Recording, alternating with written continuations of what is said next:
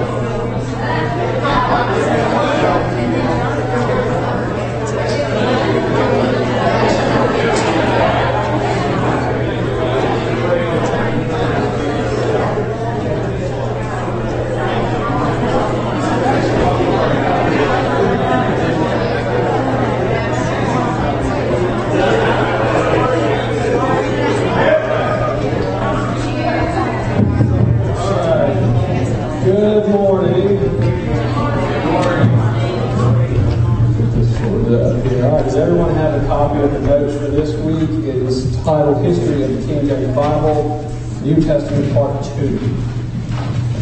New Testament Part 2. If you do not have a copy, you can hold up your hands. We will get Mr. Dillon to bring you one.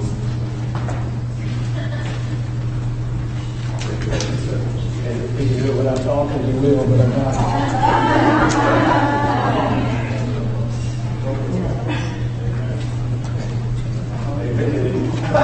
Yeah. All right, he got confused, so Brother John was going to bring it on out for us. It was a tough task. He had to look and see whose hand was up and take them the paper. I didn't train him beforehand. That's my fault. I'm only doing that because they gave me a hard time just a few minutes ago, and now I have the microphone. So. All right. I do appreciate everybody being here. Again this week, I appreciate your continued attendance from week to week. I know this is a difficult class sometimes to sit through, a lot of information getting thrown out at you. I try to keep it as simple as I can. Unfortunately, it's not a simple subject, and it's not something that's simply broken down and can be easily thrown out there, if you will. So I'm trying to do that to the best of my ability, but I believe that's part of Satan's tactic, is to make it so convoluted and complicated that it's hard to sort out and get to the bottom of. Let's go ahead and we will pray, and then we'll get started this morning. Our Father God, Lord, we thank you again for your opportunity, Lord, just to come to your house and to worship this morning, to learn this morning, Lord. I thank you for each of these people that made the effort, God, to come in and to hear from you, God, and to hear about your word, Lord. Lord, you know how of a tangled subject this could be and how complicated, Lord, it can be to sort out, God. I pray that you would just help me as I present this to them, God, help it to make sense, to come across clearly, Lord, but more importantly, help me to preach the truth to these people, God, and just help them to have receptive ears and to understand, Lord, to be able to make just the decision, God, on these texts and the word that you gave us, Lord. Thank you again for this day. Thank you for your grace, your love, your mercy. Thank you most of all for your Son that died on the cross, Lord, for us, God. I pray that you would just be with us through the Sunday school hour and through this church service. In Jesus' name we pray. Amen. I took those doors. Dylan, check those doors, please. Inside doors. All right, so as we start here, we'll go back pretty quickly to what we looked at last week on the last page of your notes from last week.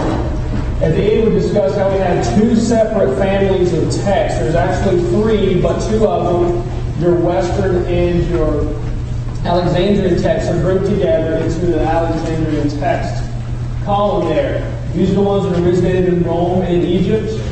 They're the works of non-believers like Origen and Jerome, men that didn't believe that Jesus was the Son of God. They didn't believe in heaven or hell. They actually went as far as to believe, again, that the planets had souls, that Adam and Eve were a myth. And so these are the men that worked and translated this Alexandrian text. They were influenced by the power, influenced by tradition, and even by their own thoughts. So they added to and they took away from the manuscripts when they translated them. And it makes up, again, of over 5,000, somewhere there to 5,200 pieces of manuscripts that we have. This Alexandrian text makes up about 4 to 5% of that. And then your traditional text, on the other hand, originated in Antioch and has been carried through the New Testament church or carried by them. It's one that doesn't agree with man's beliefs. It doesn't care what man believes. They just dictated the manuscripts as they were written and kept them true to form, and they're interpreted literally. And those manuscripts comprise about 95 to 96% of the manuscripts that we have available.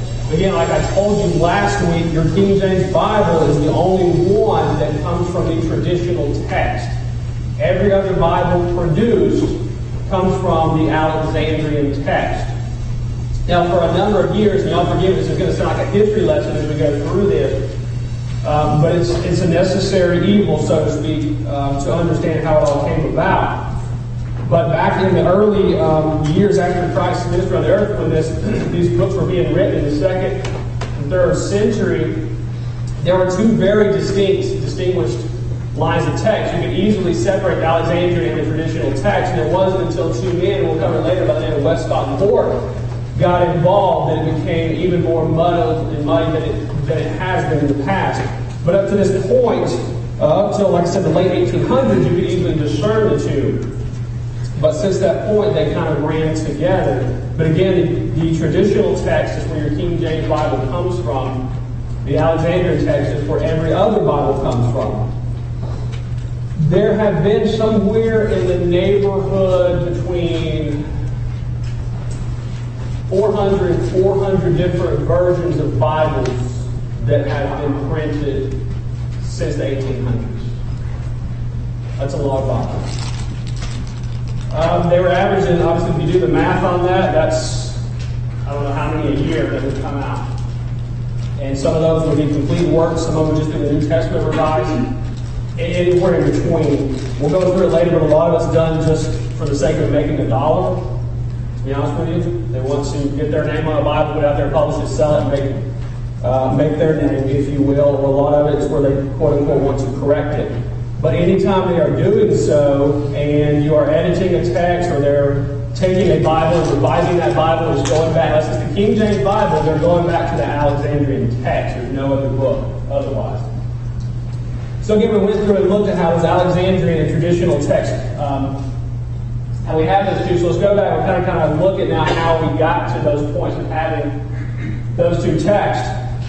All right, in AD, in 326 AD, you have Emperor Constantine. And how many of y'all have heard the Council of Nicaea? Have you heard that? All right, so Constantine presided over this Council of Nicaea in 326 AD. And during this council, if you will, he shared with them that he had a dream that he was instructed to go forth with his army and to conquer under the symbol of a cross. And he called it a cross. And he said it was a dream or a vision that God was instructing him to do this. If you've ever seen, it's actually, I guess you pronounce it an ankh or an ankh. It's A-N-K-H is how it's pronounced. And this was his symbol. It looks like kind of a T with a circle on top of it. It's popular in a lot of jewelry. This was the symbol that he said that God gave him to go conquer under this symbol. That symbol, while it looks similar to what we know as the cross of Calvary, or how you represent that, that symbol is actually very similar to a sun-worshipping symbol. So he claimed that he was instructed to go forth and to conquer. That was back before we get ahead of that. Now he had his army, if you will, and his soldiers, and they were baptized. They were all Christians, and he said they're all Christians because they were all baptized. The way they would be baptized is they would line the troops up, and they would make them march under trees.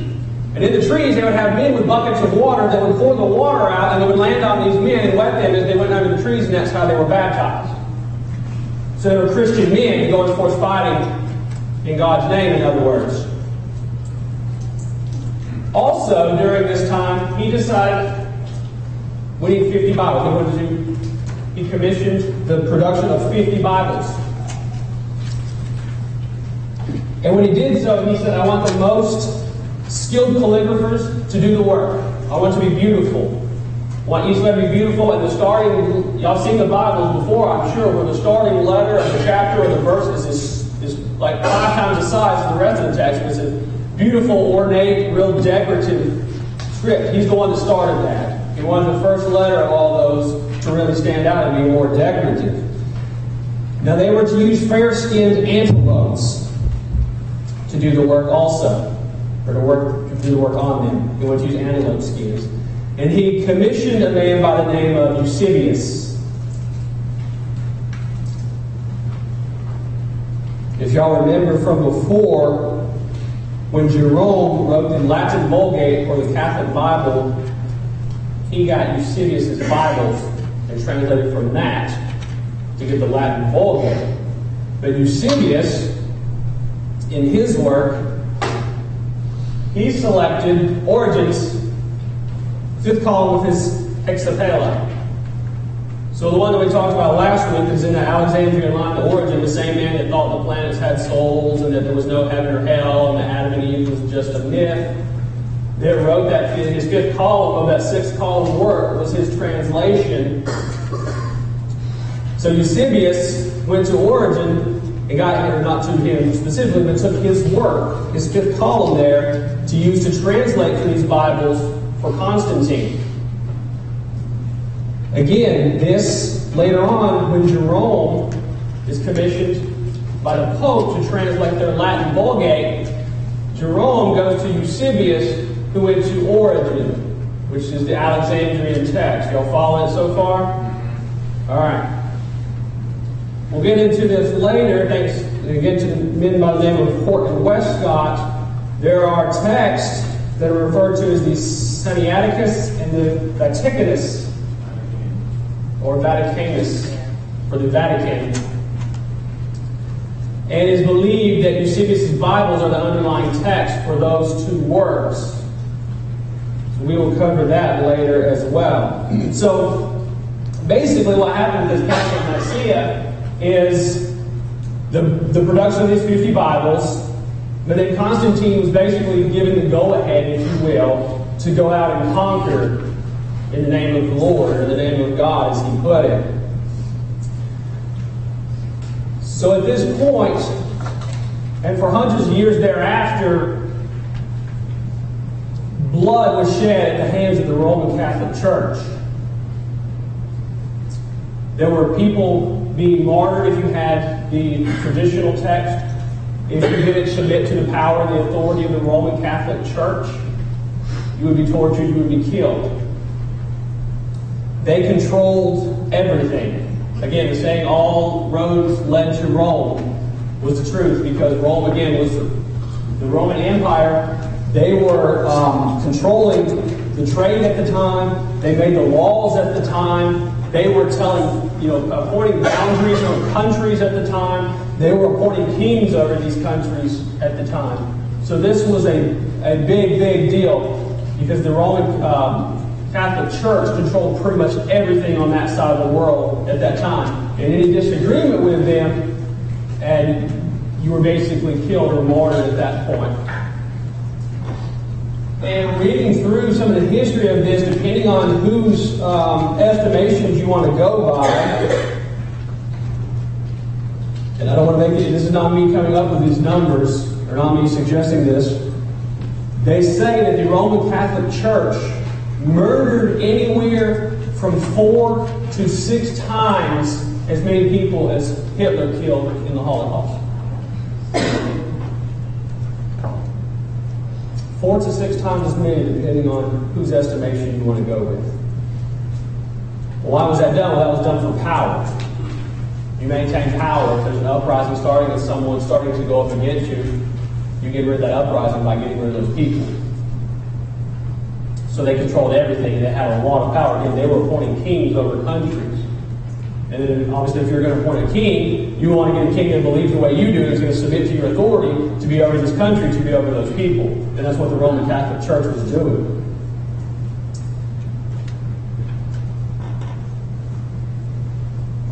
All right, you've probably heard the name John Wycliffe.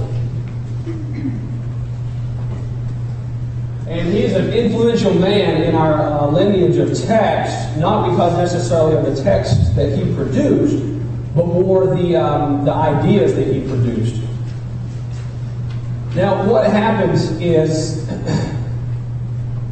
there have been some disagreements at this point in time in 1336 between the Pope, the Roman Catholic Church, and England. There had been 100 years war between England and France. And during that war, the Roman Church sided with France. So England is a little perturbed with the Roman Church at this point, and they quit paying taxes to it.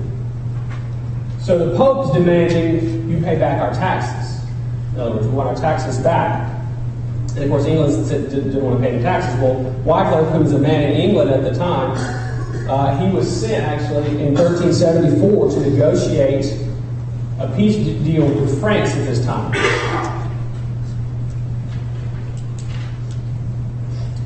And at some point during his travels, seeing how the Pope interacted with the Pope's demand for the taxes from England, his drive and his motivation was political, more so at the beginning. He started I guess, seeing the Pope's inadequacies, if you will, how the treatment, the government, the way they ran everything, and he started taking issue with it. So when he returned to England, he actually began preaching against the Pope. Now, that may not seem like a real big deal to you and I sitting here, because we know we have what's called the freedom of speech. And that's a blessing for us to be able to do that. If you want to go out on the street corner and you want to protest anything you want to protest, you're free to do so.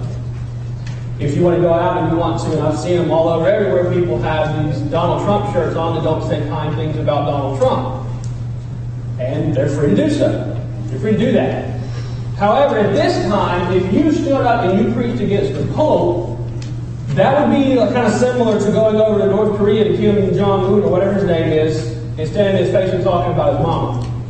Or something like that. I mean, you know how short of a fuse that guy has, and how crazy, for lack of a better term. So this is equivalent, if you start doing this is equivalent to our president going to North Korea and starting trouble. And disagree with North Korea is basically what this is. This is more or less a death sentence. But that was how strongly his convictions were against that.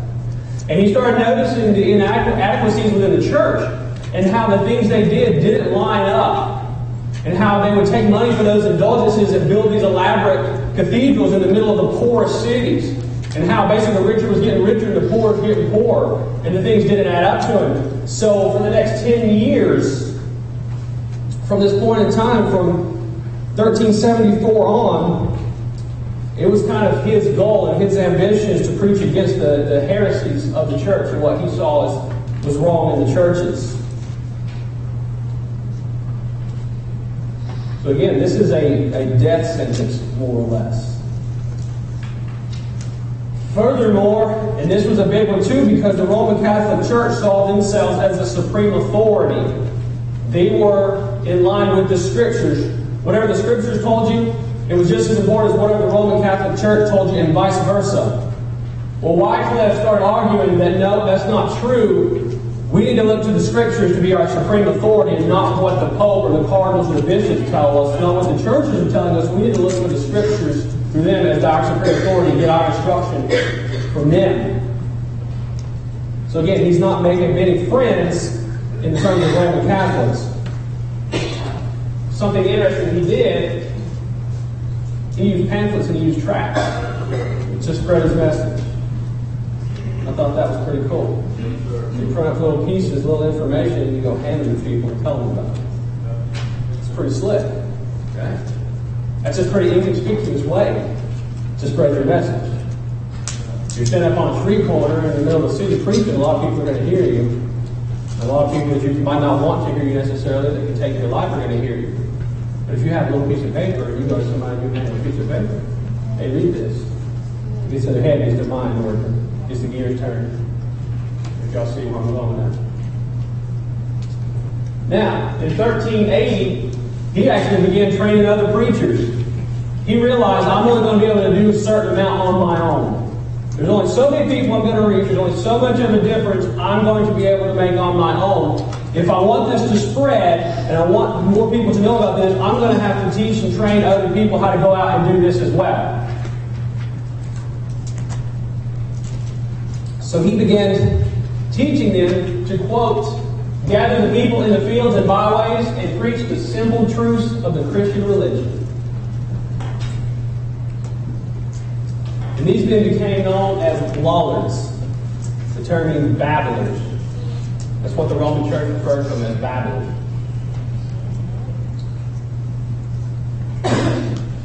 Later they became known as heretics. When that following increased, and they couldn't convince everyone that they were just crazy, teaching nonsense, then it became, you were a heretic at this point. You're an enemy of the church. They became known as Lollards or babblers.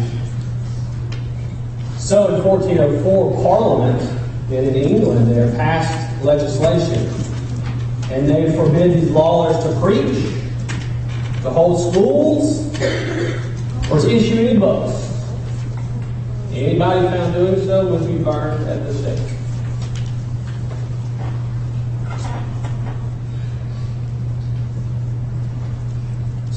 this movement, as it grew and grew, and the Roman Catholic Church now saw this as more of a threat to them, well, we're just going to have to pass a law forbidding this, and if you don't want to hear that law, we'll just tie you to a stake and burn you alive. And that should quench that out. However, it didn't. The Wycliffe's greatest accomplishment at his time was giving man the scriptures in their own language, in the common language of English.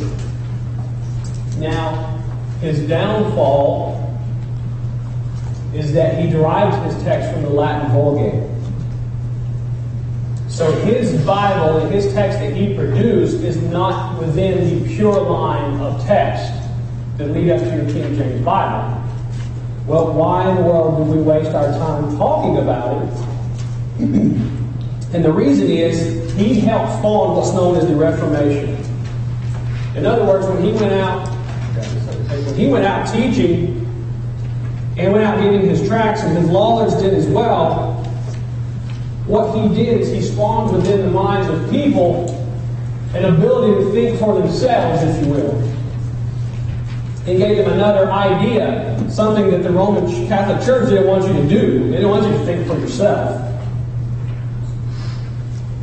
But as this notion of the Scriptures are the supreme authority, and we need to go to them for our guidance, not the church, and they go out preaching, and they put the books and the Scriptures in a common man's language, suddenly you start this transformation across the region, where men are now thinking for themselves and wanting to get a hold of these texts themselves and be able to read it for themselves. Now, I read in one of the histories I was studying on this, because the printing press hadn't been invented yet. When Wycliffe's Bibles were being copied, they had to be copied out by hand. This made them very expensive, and they said in order for you to borrow the Bible for 1 hour would cost a man a complete load of his hay. A complete load of hay to get the Bible for 1 hour. That's how much they got. That's how much they wanted to get their hands on it. You heard supply and demand? That's how this came about here. They wanted it so bad they wanted to give up their livelihood, basically, a great portion of their livelihood, just for 1 hour to read the book. After Wycliffe had died, he passed away. I believe it was in his sleep, actually, that he passed away. So he didn't see torture, which if they would have gotten their hands on him, he would have, very much so. But that wasn't good enough for the Roman Catholic Church. And it was some, let's see, he actually died from a stroke, forgive me. But 44 years after he died, the Pope had his bones exhumed, laid at a stake, and then burned, and then had his ashes spread. 44 years after he was dead. That's how much they hated this guy. He didn't die a martyr's death like they wanted him to. He wasn't burned at the stake. Let's dig up his bones. And, I mean, that's not going to make a whole lot of difference. I guess it makes him feel better, sleep better at night. We're going to dig up his bones and burn his bones and scatter his ashes. That's how much we hate that guy. That's some pretty serious hatred there. But again, he started getting thinking and spawning what was later known as the Reformation.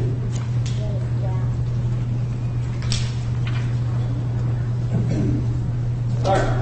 So, as y'all can see, we're going to be kind of jumping back and forth between texts here, between the traditional and Alexandrian. And we're going to be starting at a particular time frame, moving up, and we may come back and go again, because that's the best way to teach this, because there's multiple things going on at the same time within these two lines of text. So now let's jump over to traditional text. You have a man by the name of Desiderius Erasmus.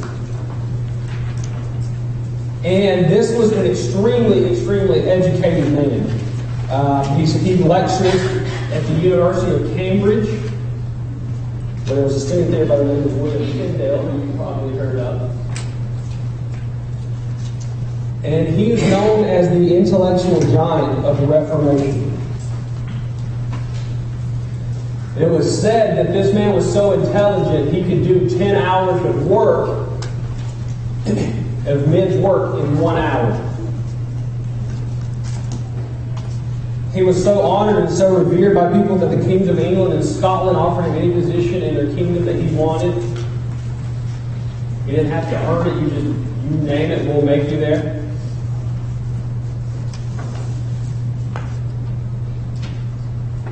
The Pope offered to make him a cardinal.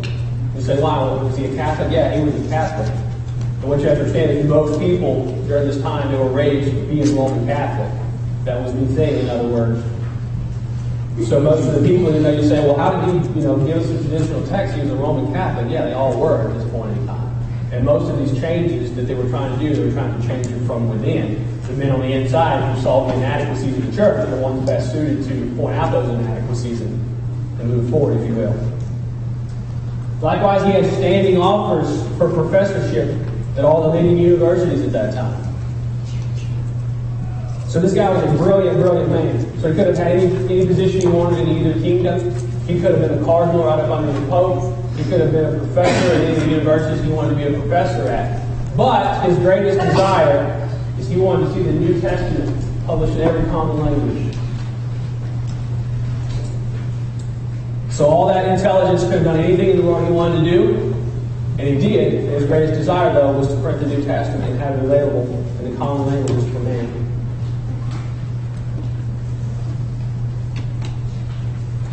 And again, I can't emphasize the importance of these men. I know we're just kind of brushing through them because for time's sake we have to. But I need y'all to understand, had these men not been as bold and as brave and as determined and dedicated to what they were doing, you and I might not have this book right now.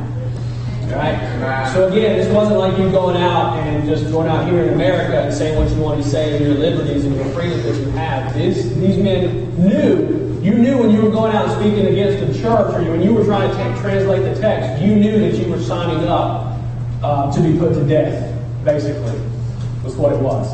And you knew that going into it. So it wasn't like something you got into it and this is against the law, I'm not supposed to do this? Oh, okay, I'm sorry. No, you knew when you were going into it. I mean, when Erasmus is doing this, there's already men being martyred, being killed for their faith in this. But he decides to pick up the torch and carry it himself for a ways, if you will.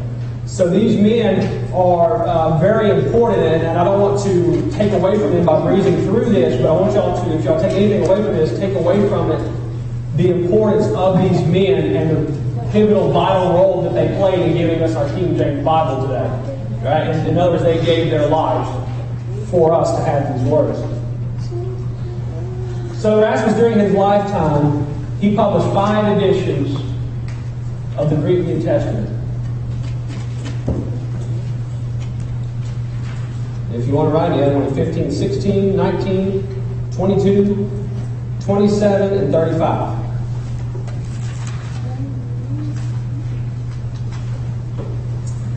These texts, and we'll cover it later, what's known as the Textus Receptus. Erasmus's Greek New Testament became the basis for those.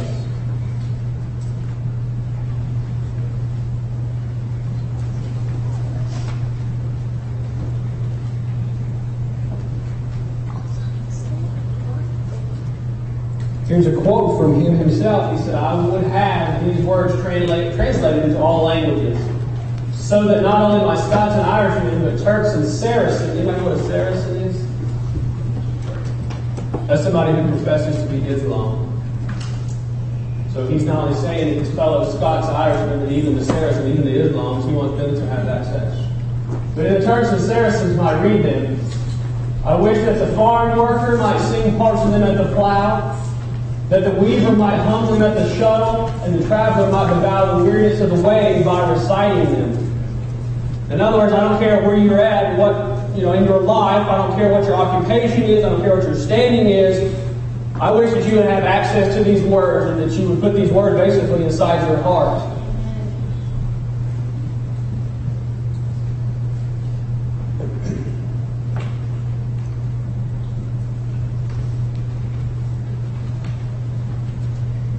So that's Erasmus. Now there are some criticisms of him. Again, people say, well, he was a Roman Catholic. Yes, they all were at this time. He was raised Roman Catholic. His parents died and his uncle sent him to a monastery.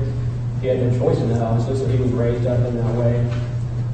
They say, well, he dedicated his first edition to the Pope. In order to have something licensed to be published, you had to do that. So that wasn't that he agreed with the Pope or one of the Popes okay with it. You had to get that by law if you wanted to publish that Bible. And again, he published those 5 Bibles, and those 5 New Testaments will become the basis for the Textus Receptus. All right, so moving on. How many of y'all have heard of a man by the name of Martin Luther in Germany? Martin Luther caused quite a stir in the Roman Catholic Church. Y'all heard of his 95 Theses? Anybody? All right, so what happened here is in 1517, he posted what's known as his 95 Theses, or the rather objections, to the Catholic Church on the door of the Wittenberg Church in Germany. So in other words, I've got some problems with y'all. I'm going to write them all out and nail them to the door so y'all can clearly see what these problems are.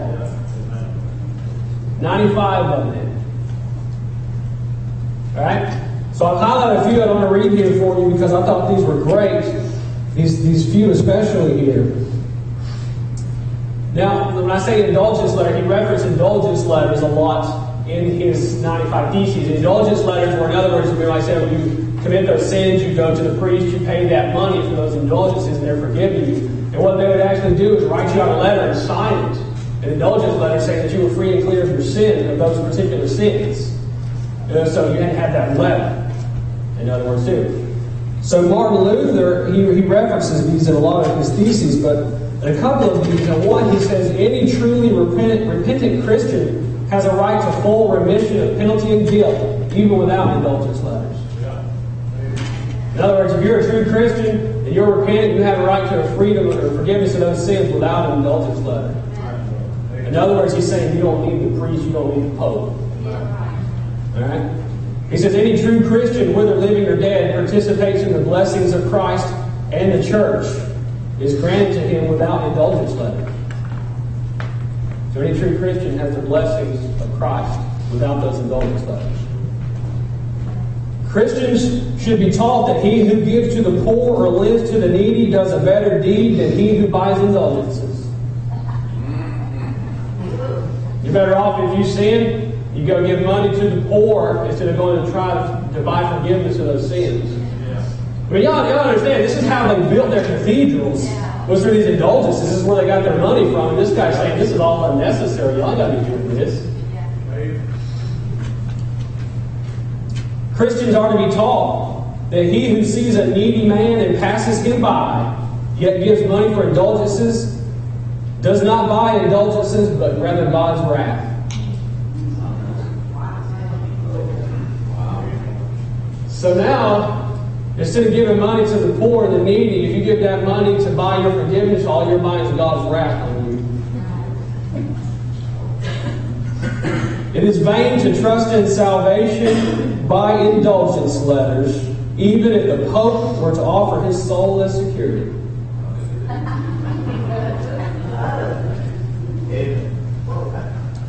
They are the enemies of Christ, who forbid altogether the preaching of the Word of God in order that indulgences may be preached.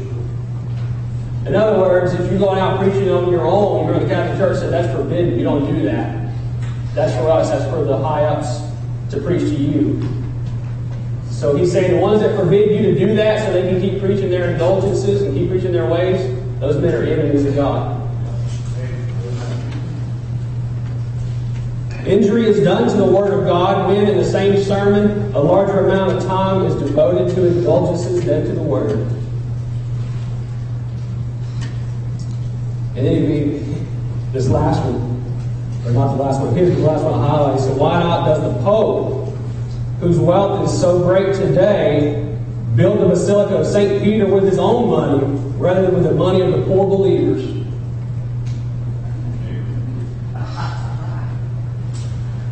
So I was reading one man's commentary on this, and he says when Martin Luther nailed his 95 Theses to the Wittenberg Church door, it was like a cannon blast in Germany. Amen. Basically. Heard all throughout Germany. Because those are very bold statements that he's making there against the church, against the Pope. He's calling the Pope useless. And then indulgences are just men and greed. And you go give your own report, I'll keep giving it to the Pope. The Pope's got enough of it, let him fund his own own churches with his own money instead of taking it from poor believers who were coming to him to try to seek forgiveness. So yeah, this would be like a canvas shot heard all through around Germany.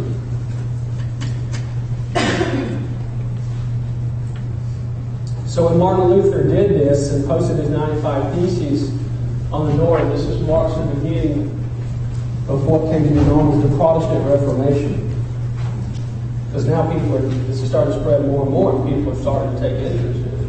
Think, hey, there may be something to this. And the more that they're putting scriptures out there, the more it's getting in common man's hands, and they're beginning to read it, they're beginning to read for themselves.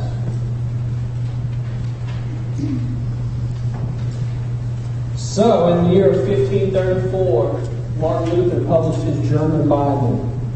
And that happens to be coincidentally the same year that the Church of England broke completely from the Roman Catholic Church. Severed ties with them. So, you kind of see the Roman Catholic Church is beginning to lose its grip that it's held for so long thanks to its power. So, in order to combat this,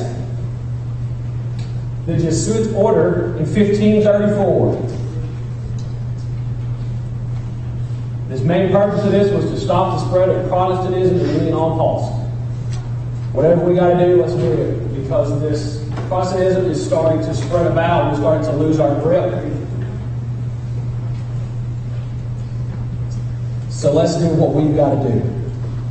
So, the Pope being the Pope decides, well, if we can't squash this from here, we need a more hands-on approach, in other words, to help stop this fire of Protestantism that's spreading about. So he wants to, in turn, in a chain of events, in order to do so, he wants to conquer the British Isle. Not Isles with an A, Isles with an I. Well, it's not, he's not in the British grocery store. So, it's supposed to be I-S-L-E-S, not A-I. He wasn't shopping. But he's using the Spanish Armada. The Spanish Armada was the Spanish Navy, if you will, at that time. It was a basically unbeatable fighting force on the water, so to speak.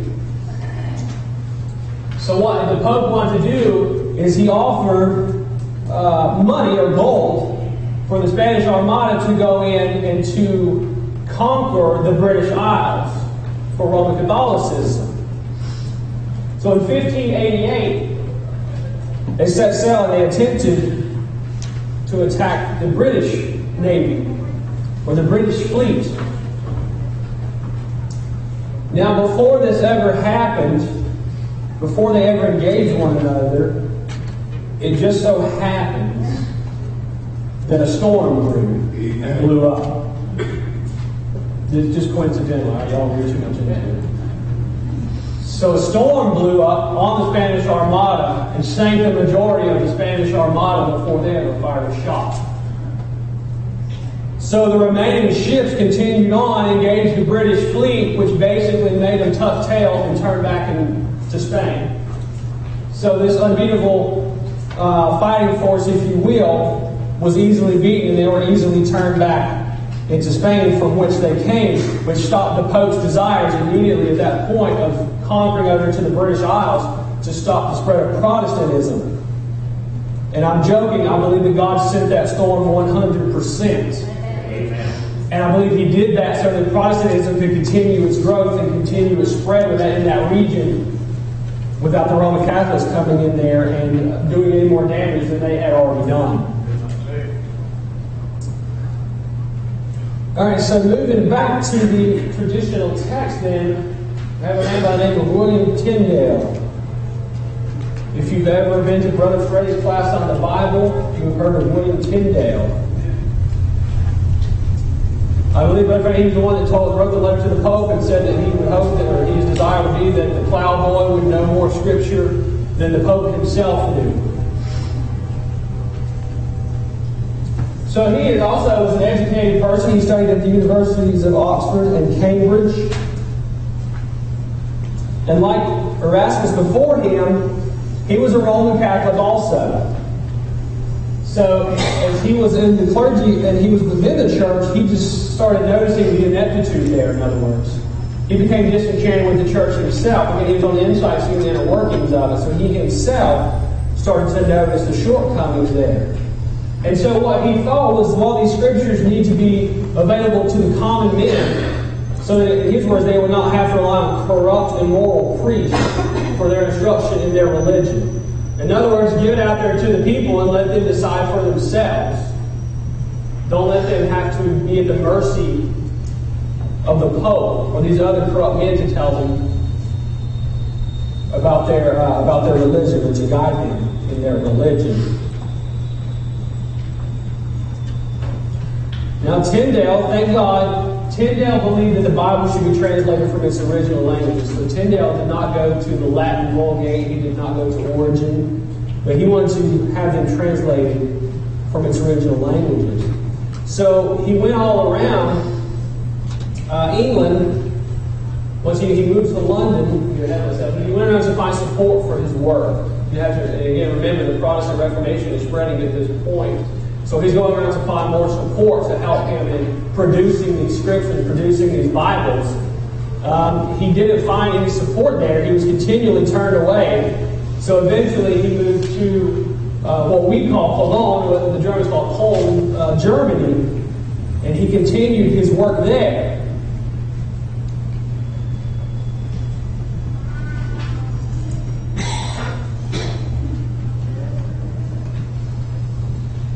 And while he was there, he contracted with a printer there to print 3,000 copies of his Bible.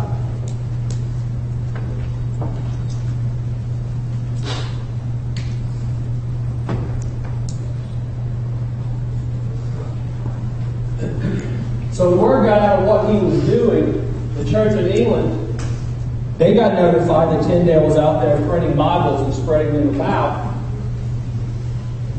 And so he left Cologne or Cologne, Germany, and fled to what's called Worms, also in Germany. And then in 1525, he completed his work, and we have the first English New Testament. The first one was released there in 1525. So, of course, by the church, his work, they declared it to be heretical, and whenever it was found, it was to be burned. So there's a comical story that goes along with this here, actually, is that one of the higher-ups of the church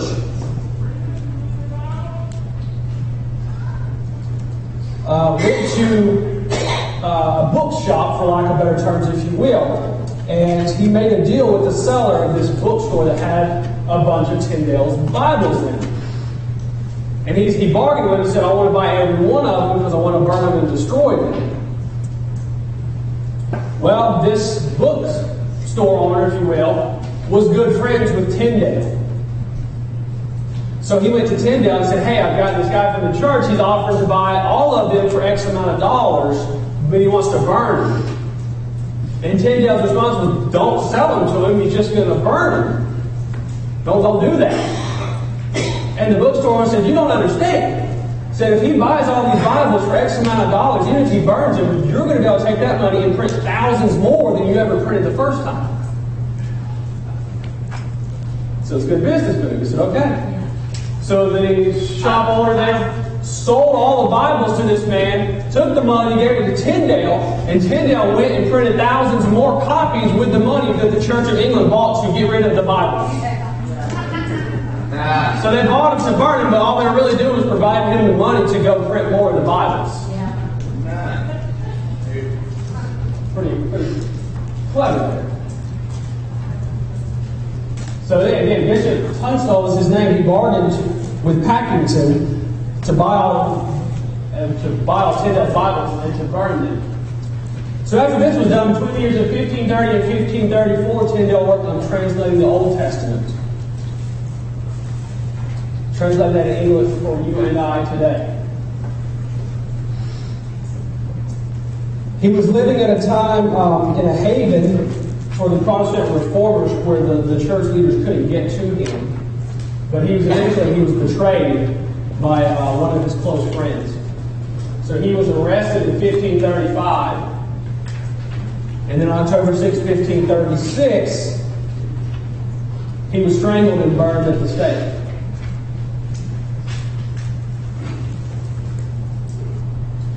The last words he ever said, probably some of the most prominent words that ever were to be spoken, was, "Lord, open the King of England's eyes." That was his dying wish, his last words. Lord, open the King of England's eyes. So as we go on and look forward, we move forward the next couple of weeks, you'll see that how his last words here, his wish actually came true, and God brought that to fruition for you and for us. So,